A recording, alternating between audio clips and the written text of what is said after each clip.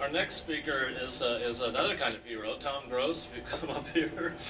Tom was handed this job yesterday afternoon sometime around 4 or 5 o'clock because of some big business going on at NRG that required John Reagan not to be here. So Tom said, okay, I'll do it. Here he is, ready to talk to us about how NRG, which is the owner, I believe, of Centerpoint, and so a real presence here in Houston. Tom? Good morning. It wasn't 4 o'clock, it was 8 o'clock in the evening. And I was on an airplane. So I'm glad to address this group at the photography club. And I'm not John Reagan. I'm much better looking than he is. I'm a little shorter. But I will try to go through his deck. And a couple of comments just to start. I am the president of NRG Solutions. NRG is the owner of Reliant Energy. And we are, in fact, we provide electricity for more businesses and more residences in the state of Texas than anybody else. We're not really connected with Centerpoint. Centerpoint is the utility, so the poles and the wires, if you will. So in the state of deregulation here in Texas, we have competitive markets on generation. Here for us, that's run by NRG, our parent. Then there is a non-competitive segment in the middle, kind of the transport segment, the poles and wires. That for us here in the Houston area is Centerpoint. And then there's competition for the actual retail electricity provider, or REP, as we say in Texas. And that's where our brands like Reliant Energy and Green Mountain Energy come into play. So I represent the beginning of the chain and the end of the chain, and nothing to do with the middle of the chain, since that's a regulated utility. To put that in context, the rest of the union, there are 17 states that offer some form of competition. None offer more vigorous competition than the state of Texas. And then the balance of the states have no competition at all, so it's purely a regulated market. That degree of competition has a direct impact on our ability to come up with sustainable solutions. And so as my colleague from McKinsey was just reporting, while New York likes to boast about a lot of things, and I am in fact a New Yorker, Texas, and particularly the state of Houston, has a lot to be proud of with respect to energy and sustainability, and it's a direct result of having options and choices that come from having truly competitive markets. So that's my soapbox, and I'm sure there's not a slide in here that says that, but I wanted to make sure I did. We are a very different kind of energy company. When we close the transaction with GenOn, hopefully in the first quarter of next year, we will be the largest independent power producer in North America. We'll be providing a little more than 5% of the energy consumed in the country. And so we are a major player on the generation side. Importantly, too, and not a very well-known fact, is we are the largest developer of solar in the United States. That's a pretty good base to operate from when we're sitting here in Houston. Houston is our operational headquarters globally. Our financial headquarters is in Princeton, New Jersey. But it all happens here, and it's spurred here by the presence of a very competitive market, and we take advantage of that. One other comment I'll make, and because there was a reference to solar energy being 3 or 5 years away, I will tell you solar is now. In a couple of states in the union, most notably California, Massachusetts, maybe Maryland, right now, I can get very close to supplying you solar assets that will be at price parity with what you would pay to get electrons supplied on the grid. Solar is now. I just came from a press outing up at Patriot Place where the New England Patriots play. We've just put in a large solar facility up there.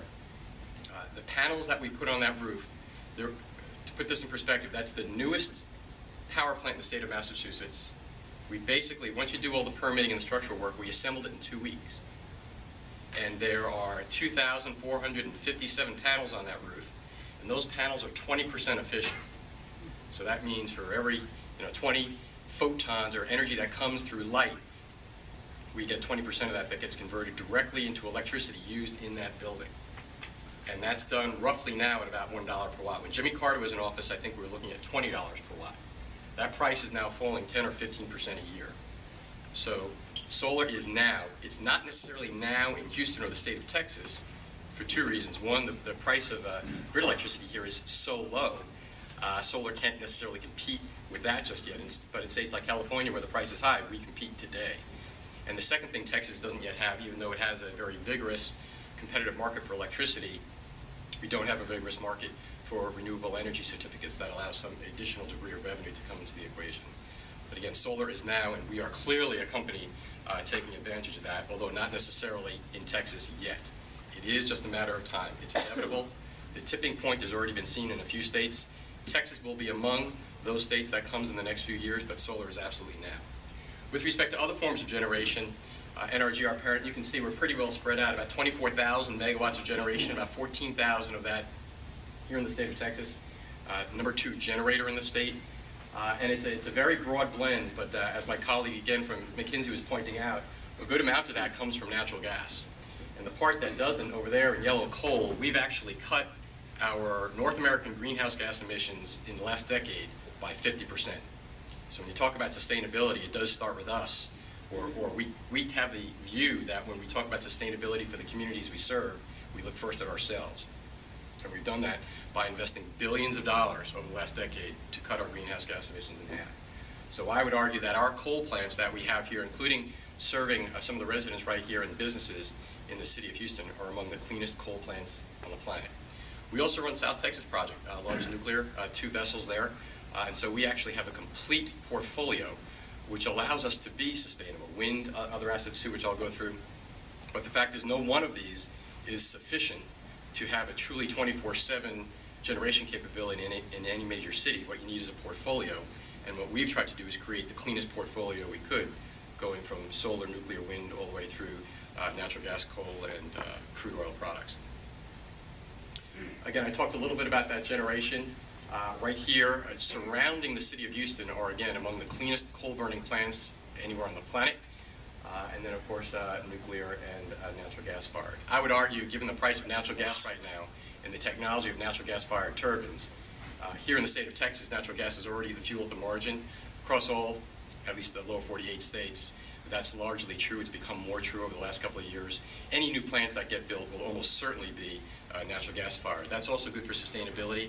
Natural gas, as many of you know, produces almost exactly half the carbon as a coal-fired plant. So in terms of a truly sustainable but fossil fuel-fired solution, natural gas would pretty much be on the top of the list.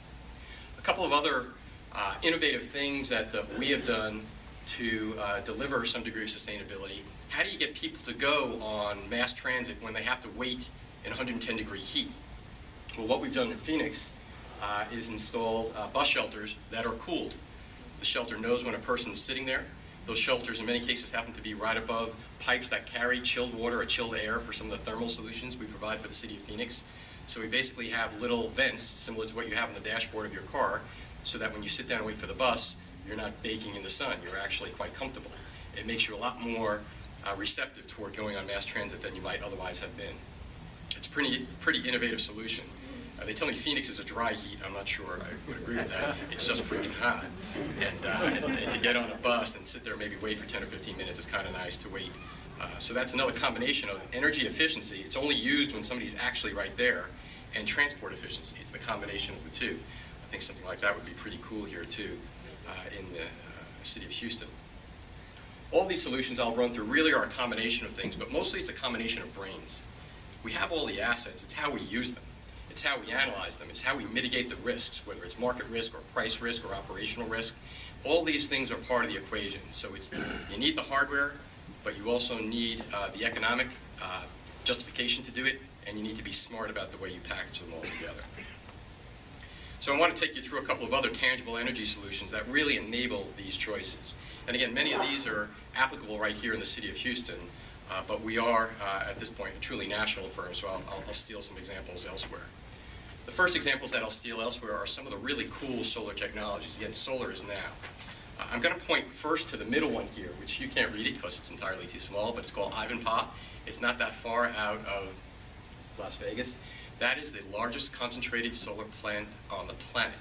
That's several thousand mirrors that concentrate energy from the sun and focus that to basically boil water and spin a turbine from the steam that gets generated. That turbine is mounted on the top of a tower. There'll actually be 3 of those towers. We just tested, I guess, the first one. And again, we're the majority player in that, along with several other players whose names you might recognize on Google. So these are solutions that go to show, solar energy takes many forms.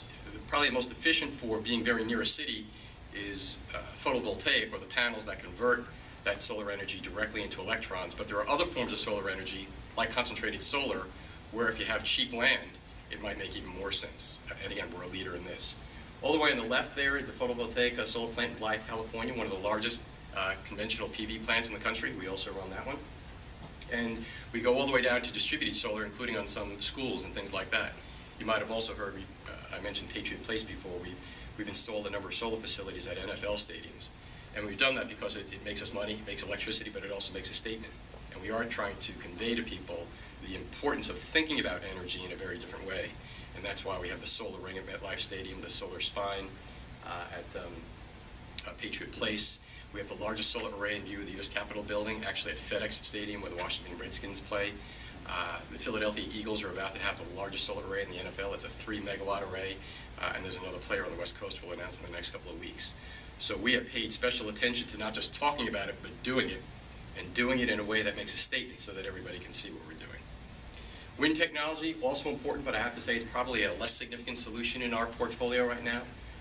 We generate enough wind here in the state of Texas to power about 360,000 homes. Wind, unlike solar, doesn't necessarily blow when you want it. Solar in an environment like Houston, you get the maximum solar energy from your solar panels when the sun is at its most intense during the course of the day, which in the city of Houston is exactly when we need it. So there's a match between the production of that renewable energy and the need or the demand for that energy. And that match is one of the elegant pieces that helps us to be very confident that solar is a critical part of all of our futures and will continue to drive here in Houston and elsewhere.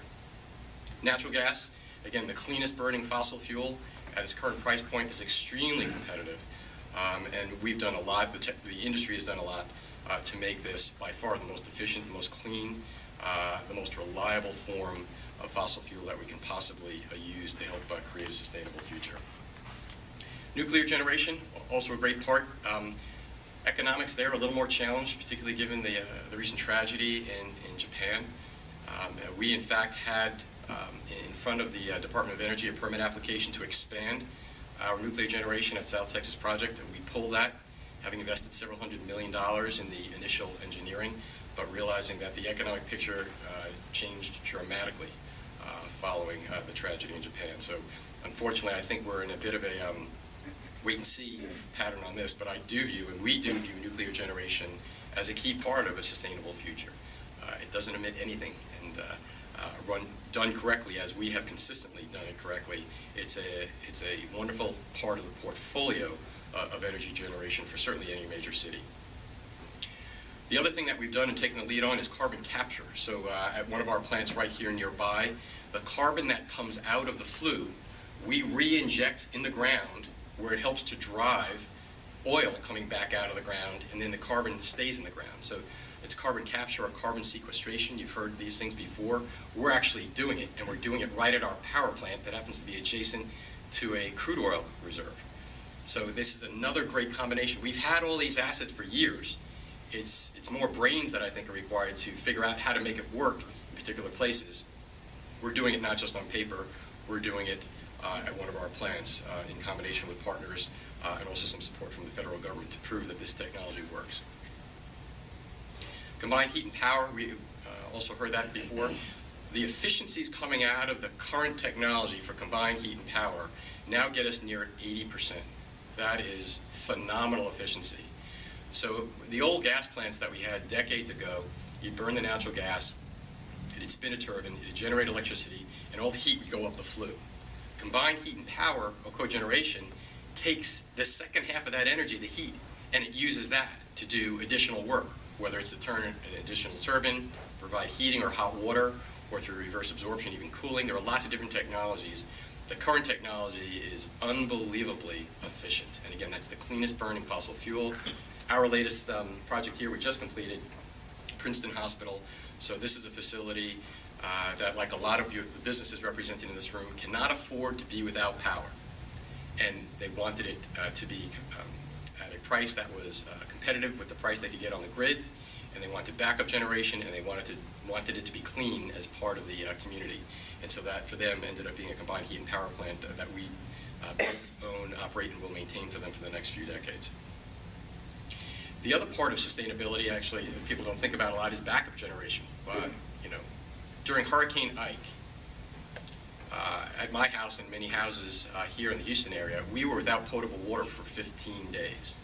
It's because the water pumping stations in the city of Houston had no backup generation. You can't have a sustainable city in the 21st century if you're not supplying potable water. The city had no money to buy backup generators. And so we came again with a solution, which was, you don't have to buy the generator, we're going to provide it as a service. So we're going to supply electrons to your pumping stations, whether the grid is up or down, whether there's a storm or not, whether it's 150 degrees or 20 degrees. We're going to do a contract with you that basically guarantees electricity to your site, and we'll handle everything downstream. We handle that by having 96 backup generators and lots of other systems in the background to ensure that if we ever have another storm like Ike, we will never again be one of the largest cities on the planet without potable water for more than 2 weeks. That's another part of sustainability, being a responsible player, making sure there's not an interaction and failure for major infrastructural bits in the city whenever there's an event like a storm. The last piece that we're particularly proud of is electric vehicle infrastructure. EVs, I think like a lot of new technologies, will have a bit of a slow ramp-up period, but I think in the end, they too are inevitable. And if for no other reason, then we already have the infrastructure in place. You don't need a network of gas stations or filling stations. You have them, and you call them your garage. The electricity is already there. 99% of the time, these cars will be charged at night when you're not using a lot of electricity, and in fact, when the prices are the lowest they can possibly be on the grid. What we've done to make a statement and get this kick-started is we've begun to build the largest private ecosystem for EVs in the United States. 50 charging stations here in Houston, 75 in the Dallas-Fort Worth area, and a number along the way on the I-45 corridor. So we're trying to prime the pump, if you will, to get people comfortable that they don't have to worry they're going to run out of juice, because no matter where they are in any of these major cities where we operate, you're never more than a couple of miles from a station. The fact is, these stations will be used very little, but the psychological impact of knowing if you needed it, it were there, means that more people will be receptive to electric vehicles. There will be advances in battery technology and other things too, such that that range anxiety dissipates over time. But for now, we're trying to make a statement and do our part by building this on our own nickel. And you can see from the icons at the bottom of the screen there, we're in pretty good company. There are lots of other firms who agree with us that this is the right way to go, particularly for passenger vehicles. And I think James Calloway would also agree, given he drives one, that he kind of likes having our EV charging stations all around town. Other things that we do, helping people to be smart. The greatest, quickest acceptance of any new product that Reliant Energy, I think, has ever released in its decades of operating in one form or another, has been the weekly email that tells you how much energy you use. I think at this point, and I'm not sure if the number is anywhere on here, we have over 400,000 customers who have asked us to continue to do this. It drives me crazy because my wife gets that email, and she keeps turning the thermostat up in the summer because you get compared against a block of neighbors to help you understand your energy consumption. So sometimes the solution to sustainability doesn't have a direct connection to hardware. It has everything to do with information. And we provide that information whether you're a major industrial or commercial consumer or the smallest residential consumer in the city of Houston. We can provide that to you. That helps you to make smart choices. It enables you to understand what you're doing and how you compare with others who are similarly situated. That's another key part of sustainability. It has nothing directly to do with hardware. It has everything to do with empowering people to make choices. And that's it. That was John's day.